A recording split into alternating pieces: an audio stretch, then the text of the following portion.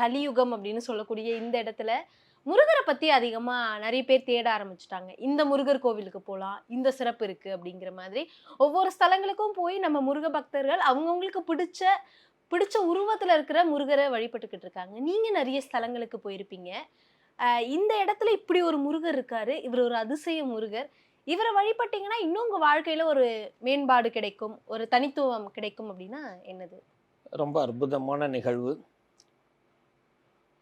ஒரு விஷயத்தை திருத்திக்கணும்.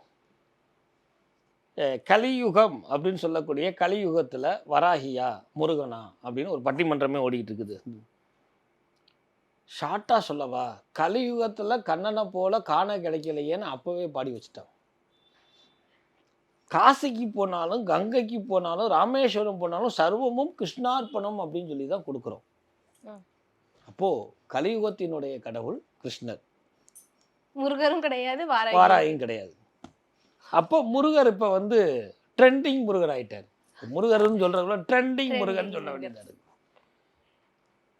தமிழ் கடவுள் மட்டும் இல்ல, இந்த உலகம் அழிஞ்சாலும் அழியாட்டினாலும் காக்கக்கூடிய ஒரே அருப்பெரும் தெய்வம் முருகர். இதை புரிஞ்சுக்கணும்.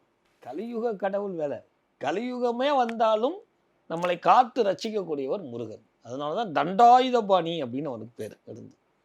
எவ்வளோ பெரிய கண்டம் வந்தாலும் என் தண்டாயுதபாணி இருக்கிறாயான்னு சொல்லக்கூடிய தண்டாயுதபாணி. என்ன சார் வேலு சார் வச்சுருக்கீங்க, பழனி போங்க, பழனியில் வச்சுருக்கக்கூடிய அந்த முருகன் கையில் இருக்கிறதுக்கு பேர் தண்டாயுதபாணின்னு பேர் இருக்குது.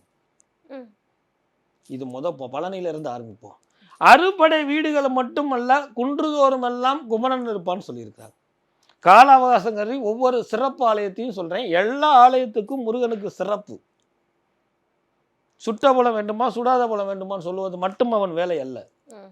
மக்களை காமிக்கிறதுக்கு எங்கேயாவது மழை இருந்துச்சுன்னா ஓடி டபக்குன்னு நிற்கக்கூடிய ஒரே அருப்பெரும் வள்ளல் முருகன். தாண்டிக்குடி அப்படின்னு இருக்குது. இந்த தாண்டிக்குடின்னு சொன்னோடனே தேனு தான் நமக்கு எல்லாம் ஞாபகம். தாண்டிக்குடி தேனே அப்படின்னு காதலியை பார்த்து பாடினா அவளுக்கு கோபம் குறைஞ்சிருப்பான். அவருக்கு வேலை இல்லை. அந்த தாண்டிக்குடியினுடைய ஊர் தேன் மட்டும் இல்லை, என் தேன் தமிழ் கடவுளுடைய ஊர்.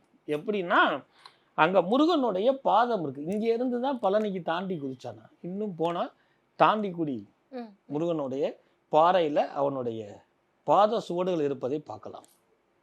அரிய பெரிய விஷயம்.